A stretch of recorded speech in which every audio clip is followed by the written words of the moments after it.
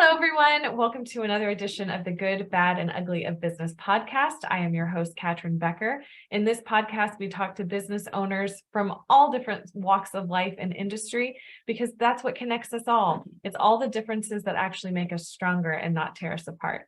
I am so glad to have today's guest. His name is Leo Simpson II, and he is a work-life master business family guy. He knows all of the things.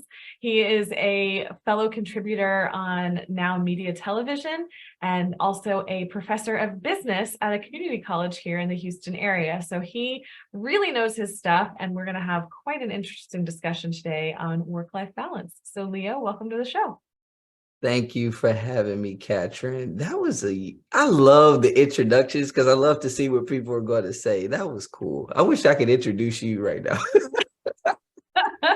It's kind of a fun thing because it's like, I'm not sure what I'm going to say until I start saying it. And then it comes out and I'm like, yeah, that was pretty good. Yeah, that was good. Well, is there anything else that in the introduction that I didn't include that you would like everyone to know before we kind of get into this juicy topic? Well, I mean, it's not so much that, they need to know. I think they'll kind of, get a sense of, the value that I seek to bring to others in the context of family and business. But I would say more of, I found myself in a unique position to not just be great in business, but be forced to really understand how the business achievement and success that we have is able to really find its way back into the family where it really comes from, so that we can really be, a whole contributor to our success and achievement in a unique way. And I like to even say that, this element that we're going to talk about today is really the missing accelerator to our achievement. And when we really understand that achievement is a byproduct of something, but acceleration is the initiation of the thing that is the byproduct, it changed the game. So I'm excited for us to have this conversation today. Absolutely. And I love the fact of just how we met. I mean, like, I randomly connected with someone on LinkedIn, and he and I had a conversation. And through that process, he was like, you really need to meet my friend Leo. And so then you and I now have had several conversations and connected and built a relationship from there. And I think it really just goes to show also just the power of relationship. Earlier you and I were talking about giving value and building relationships and focusing on what that aspect is. And so this is just such a beautiful sort of full circle of all of the things. Absolutely. You talked about that giving value. And one of the things I said to you when we were chatting earlier is when I really got to a place where I have like over 5,000, members or connections on LinkedIn, there's this point where I realized, man, I have not really given value to them in the way that I could have. And it takes a very humble person, but it takes a very courageous person that's confident in what it is that they're seeking to pursue and give in the way of, true value to people, to admit, hey, I haven't done all that I could have done or that I could do to really give value to those that I'm connected with. So it changes the game when you start to think like that. But being able to be honest with yourself at that level, it is so important. And that's a huge aspect of being able to truly achieve work-life balance too. Oh, well, what a perfect segue. So let's just go straight into that. You and I have spoken several times on this subject, and for the listeners out there, just to get, let them in on the secret, Leo and I were just having a regular conversation, just a catch up moment to continue to build our relationship. It was like, This is pretty good stuff. We should record this. And hence this episode was born. Here we are. So earlier we were talking about really what the illusion of work-life balance and kind of breaking down the pieces, because words are so important. And I think that's something that you and I share so much, is how important words are and how we communicate them and what they convey and all that goes with that. So what I would really like to do in this episode is kind of break down those components as we were discussing earlier to help people reframe and give them a new thought process or new basis on which to think about what they're really after. Because we all know that work-life balance, what we're really talking about there is being kind of just being happy all the time in all aspects of our life. That's really what it comes down to.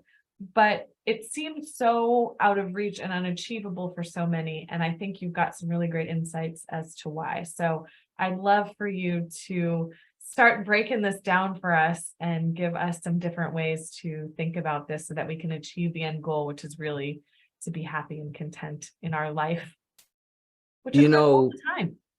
the work-life balance piece, really finds itself present in the business dynamic, right? And the reason that I bring it up that way is we did not start saying work-life balance from being inside of our family environment. Work-life balance didn't come from the family environment. It came from the work environment, right? And so because it came from the work environment, we've got to look at like really what's the point of this thought process in the work environment. And so one of my marketing publications that I have, it actually says, I pulled it up so I can make sure I see it exactly. It says, work-life balance is supposed to influence long-term sustainable success. No business would invest in work-life balance if it would not, right? It's Exactly, also exactly. supposed to aid performance and productivity. Obviously, there's some thought process that work-life balance has some value of contributing to what a person brings to the table in their performance and productivity, right? But then work-life balance is supposed to build confidence, creativity, and profitability, right? However, you got to listen to the word that was repetitive in all three of those statements: supposed to. And the reason I use supposed to is we're pursuing work-life balance, but not necessarily completely achieving work-life balance.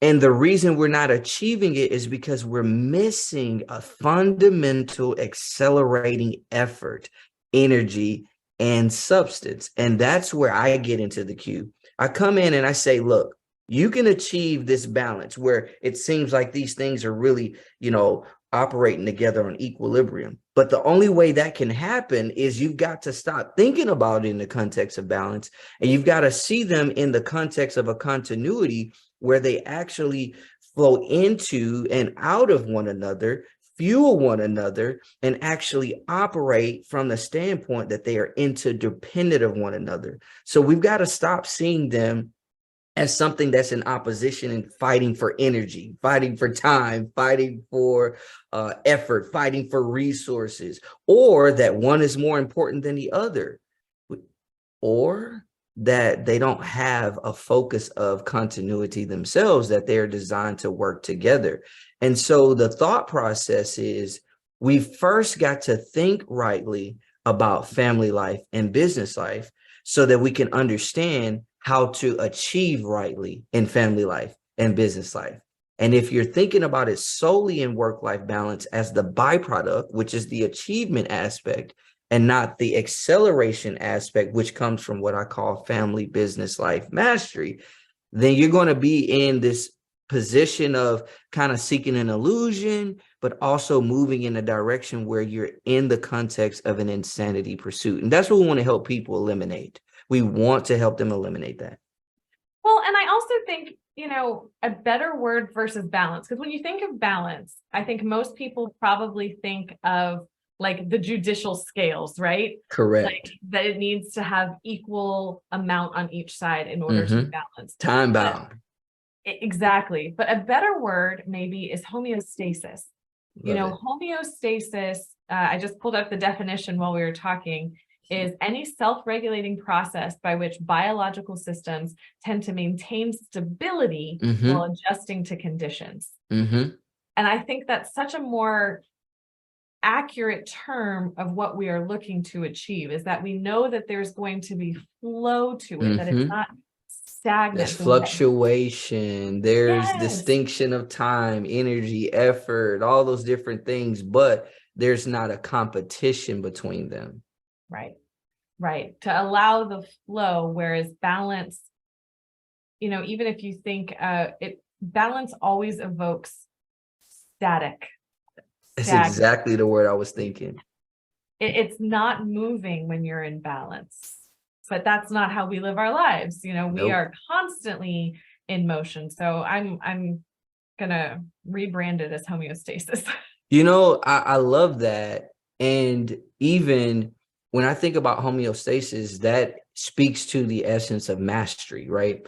When there's a mastery in something, the person who's a master of something is not a person who's competing with the environment. They're actually within the context of homeostasis of the environment, because that's how they're able to be predictably productive, be predictably progressive, because they have an understanding of how each element provides value to them. I love to talk about Napoleon Hill's quote, "Every adversity brings with it the seed of an equivalent advantage." And one of the classes, more so the one that I taught face-to-face this past spring, we talked about problem solving and decision making. And one of the things that I made sure I communicated to my class, I call them my teammates. We are a team. I just happen to be the team leader, but we're giving value to one another. Well, I shared with them, I said, you've got to understand that your problems, your adversity, they are a unique delivery agent for the value that you're supposed to access to progress and growth, right? It's designed to bring you to a place where you're able to access options, opportunities, values that you wouldn't have had access to if that adversity or that problem didn't show up. So I always use the example of a peach, where I say, okay, how many of y'all like peaches? Most people say they love it, right? And I said, how many people are going to just cut the peach open and then just throw the peach away and just keep the core? Nobody says that, right?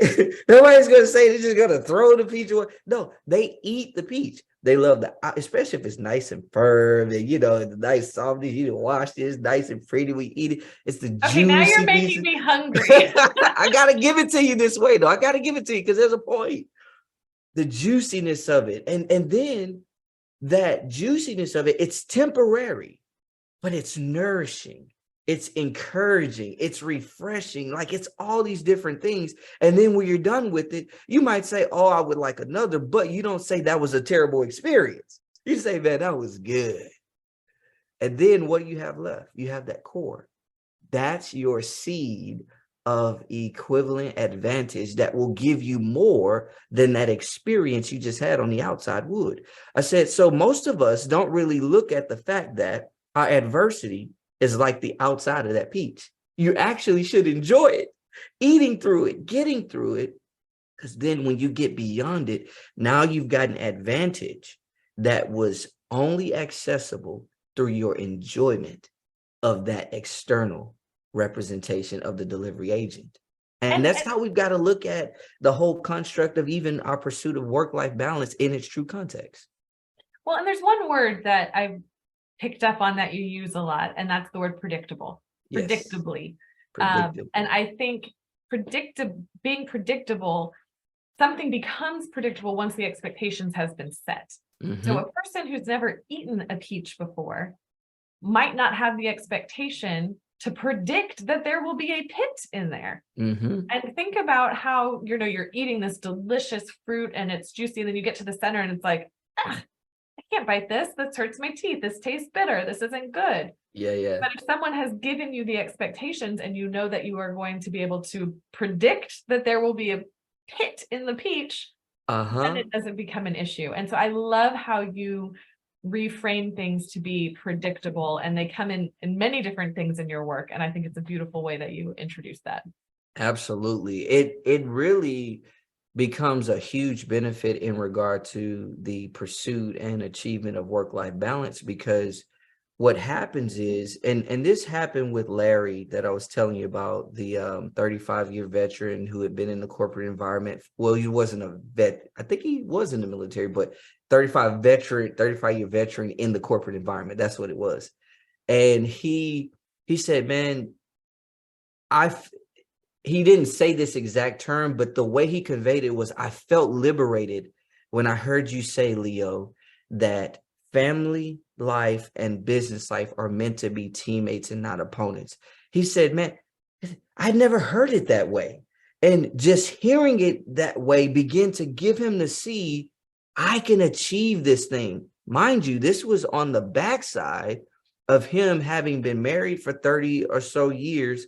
He and his wife divorced after both of their children left, and they have the better relationship than they've ever had. But the issue, their whole marriage was always that time-bound work balance focus. Work-life balance focus. It's like, well, you spend 10 hours at work. I need you to spend 10 hours here. And so this is creating chaos and frustration in this guy's mind. I want you to see how detrimental and insane this is. He's trying to figure out, so how do I take the same amount of time I spend at work and spend that same amount of time at home? And it's not possible to do it, but he's still trying because he's a creative creature that has the capacity to create something, and he can't achieve it. So now he has this frustration that's internal, and it's chaotic, and he can't even explain why. Because somebody hasn't told him family life requires more of a quality of time than a quantity of time. It doesn't mean it doesn't require quantity of time. It means that you can get so much exponential, predictable value out of family life when you have the moments that you qualitatively impact your family and let them impact you. But the business, it needs more time because it's an entity that cannot operate without people who have the source of life, which is time. So business life or work life requires more of a quantity of time than a quality of time, but you got to know the right quality of time to put in related to quantity in order for you to get the right value. Because you can spend too much time in your business and be in a problematic situation as well, which is why it comes back to homeostasis. It comes back to flowing together. It comes back to fueling one another. It comes back to making sure there's an interdependent function. And it comes back to making sure you have a predictable perspective in looking at that, which is why those three master keys that we talk about, once you have a right understanding, is you got to treasure the predictably productive perspective, right? And then you've got to translate. You really should be translating from family to business, but because we spend more time, energy, effort, resources, in many instances in business, and we get more predictably measurable results in business, you got to then say, the way that I win over here, how does that perspective translate over here in family life? And I'll give you an example about that later if we get a chance to. But then the last one is trust, meaning you've got to seek absolute certainty, predictable confidence. And when you operate from the treasure of the predictably productive perspective, the translation of those success achievement principles that we are leveraging and benefiting from on the business side into the family environment, then you have this internal confidence that when I leave, oh, I'm fueled to go home. I'm excited to go home. And that changes the game because now you truly have balance to where you can go and put them on the scale. And in the adjustment of the context of their existence, now they are weighed equally. But you can't get balance first. You got to get balance after. Yeah, the balance is the result. It's the result. So we're pursuing we're literally putting the cart before the horse. Well, I mean, come on, we're human. That's like, yeah. We love to do that. Come on now. But I think one of the things that is really important that I love how you said this is the phrase work-life balance on how it's, modern day interpretation is that it's work/life. Mm-hmm. But as you put it, and as it's, I think, meant to be, you have your work life and you have your family life because you're living in all of it. Yes. So I always ask this question. So I'll ask you since we're having the conversation, right? And the question is, have you had somebody close to you, like intimately close to you, pass away recently or just at some point in your past? Yes. Okay. Like I'll tell people, no problem. My parents, all of them are gone. Like I'm talking about my father, my mother, my grandparents, my like they're all gone, right? I got aunts and uncles and sibling, but those that helped get me here, they're all gone, right? And I always ask this question: can they work? Nope, Can they work? not Now, anymore. why can't they work? Because they're not alive. Because they don't have life. So that in and of itself is a defined, definite, I know those are kind of similar words, but they have different constructs. Defined and definite reality that work is essentially synonymous to life. So if you are trying to balance your work life, you're only balancing one thing. And you can't really balance with just one thing. You can't balance with one thing. Like I got a background in statistics and accounting, and we can go into a lot of different aspects. You can't do it. It's not possible at all. So, but let's tease it out. Suggest again that people are saying that the life part is our private and our family. Okay, I get it. And then the work, that's a different side. That's really what they're saying. But let me make sure I tease this out for a moment before I get into the work life and making it the distinctions. One of the things about human nature is that intellect is the fundamental elevation of our existence in all of creation.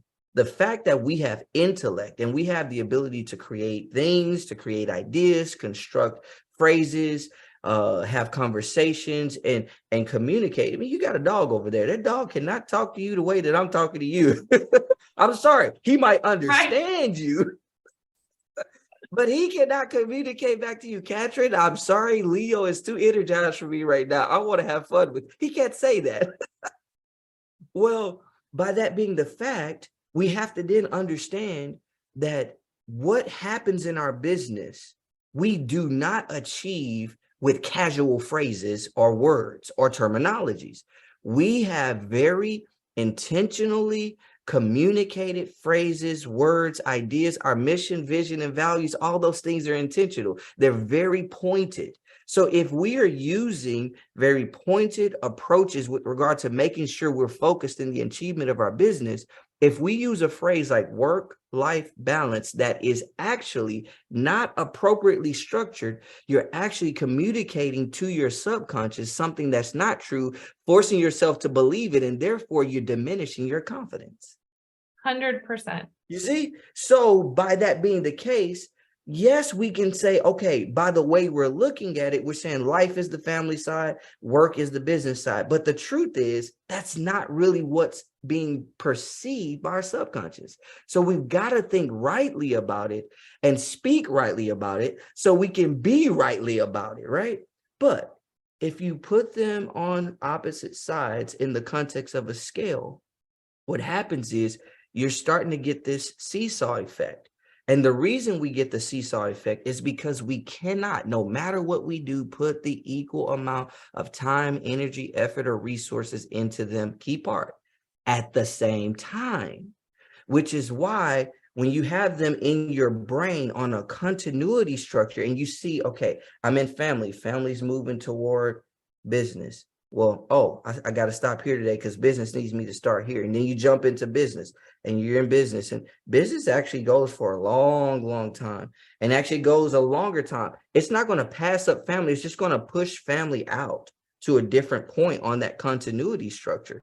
And I say this because, I'm a math guy, accounting, statistics, so I can see how this works, right? And I can show people, when I'm doing my presentation. But what happens is they never pass each other up. They never force each other to not be able to move at whatever pace or level they need to move. They're operating and saying, oh, I make adjustments for the business based on what's going to give value to the business and value back to us. And then the same thing, the business, I adjust. And then when you do that, you get a true balance through homeostasis because they are within the context of their appropriate dynamic, but more so proper focus in your own mind. And that's really what's most important. I agree completely. And I think just to further close out the analogy of having it more in a continuous cycle, homeostasis versus the scales, Mhm. especially when you were talking about the seesaw, then you always have a winner or a loser. One is It not becomes more important than the so other. black and white when it's on a scale like that. Absolutely. And that's, I think, another sort of folly of human nature is our tendency to see things only in black or white, that there's only two options instead of the entire scale that's within us and available to us if we can open our mind and expand it to see the other options. I'll throw in two examples real quick. Remember I said I'd talk about an example if we get a chance later on about translating. So my wife, this was probably around the time of maybe we were about 12 years into our marriage or 13. And this whole time I had gotten to the point where I was just tired of hearing her say, I need this, I need that. And I was like, I stopped saying that when I was a child because, going to my parents and telling them, I need this, you don't need that, right? And so finally one day I just went into researcher mode, but in a loving way at the same time. And I said, okay, so, and let me give you some context of why I said researcher mode. My title when I was working in research was survey research analyst. So I did survey stuff, I did research stuff, I did analyst stuff. I was like the whole breadth of research. Like there was really no limits on what I had to focus on. So I dealt with focus groups, dealt with the qualitative side and all of that. So that's really one of the things that's helped me be the type of coach that I am, because I look at when I'm coaching people, I'm drawing out of them their value, but I also see it as I'm drawing data out at the same time. So I'm taking surveys. I even told one of my clients, hey man, take surveys throughout the day. Don't get frustrated with problems. Come take surveys. Okay, anyway. So I asked my wife, like, what do you mean by I need? Like when you say I need, like help me understand what you're thinking, right? Now, there's a whole nother framework of conversation there when it comes to not only communication, but marriage, but that's another thing. So she breaks it down for me, gives me this whole thing and spill and picture. And I sat there and I said, hold on, let me get this straight. She was finished. And I was like, so are you telling me that there's something you seek to achieve, and then you look at what it is that you have right now, and then everything you don't have to achieve that is what you need? I said, I start crying. I was like, man, that's gap analysis. Like I do that day to day. I was like, I'm always closing the gap. It's like I do that. I said, if I had thought about this in regard to our everyday life, it would have activated something in me rather than felt like it was always taking something from me, right? See, I perceived her asking, I need, as she's just wanting to expend. Whereas her saying I need was she was trying to expand. She was trying to expand our environment. She was trying to give us more value. And that word is what I love to see activated in her. And when she says I need, now it becomes an activation of me saying, how do I make sure she gets what she needs so she can win? And when she wins, she just created exponential value for our environment, right? The other example, that's a translation. But the other example is you mentioned earlier when we were chatting that, parents, people love to talk about the problems more than the good things, right?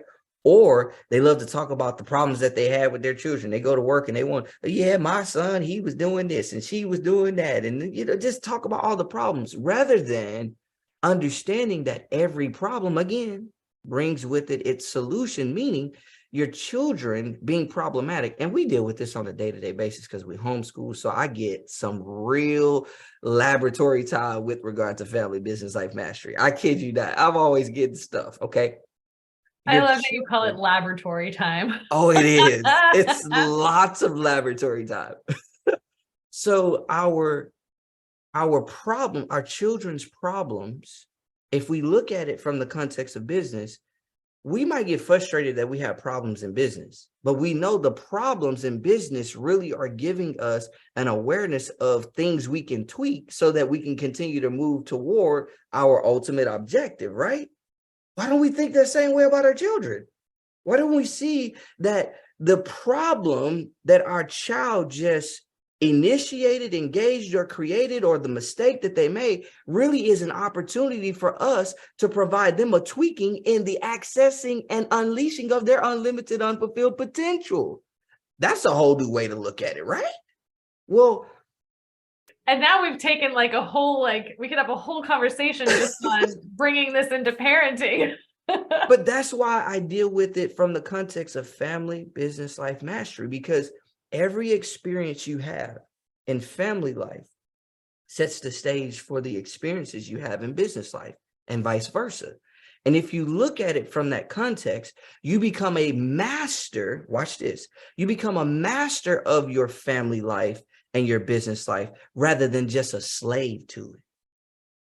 That's exactly it. And if you're not a slave to your family life and business life, then that means you're a master of the predictable profitability and productivity that can happen in business, where your growth financially and relationally can be quantum leaps and more exponential than you could imagine. See, you really can't quantify how much value you're going to get from becoming a master in your family life and business life until you invest and you see the benefit on the other side that, man, I've been missing this all these years. Because just getting a tweak and appropriate clarity about what family life is, what business life is, and how they fuel one another, flow into and out of one another, and I have an interdependent focus of value, it changes the game, and it gives you this posture and confidence that, man, it don't matter what's going on. It don't matter what I'm doing. It don't matter what I'm experiencing, because every experience now becomes something that helps to expand my benefit and access of all the value. Ooh, I done got happy over here.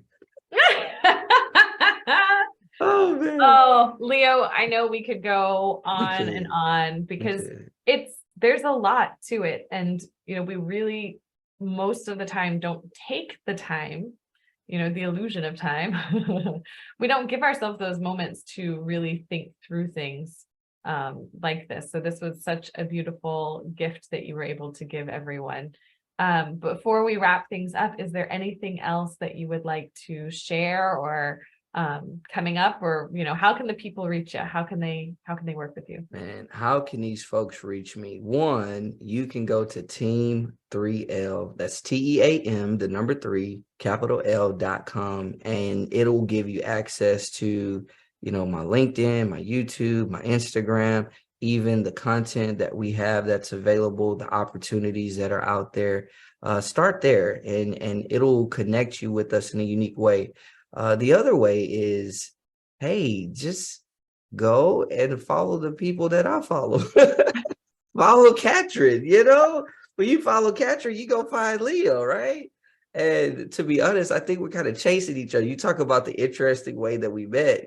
Carl was that first way, but then we found out we had a mutual connection with Michael too. It's like, we were out here chasing each other. We were gonna meet. It was at some point. So yeah, go to team3l.com and then connect with the people that I connect with. Success leaves clues, right? So, go follow the people we're following and get value from them as well. Oh, I love that. What a beautiful way to end. Well, thank you all to the listeners. Thank you for being here. Please like and subscribe to this podcast and share it with your network for more content like this. We'll see you next time. Thanks so much.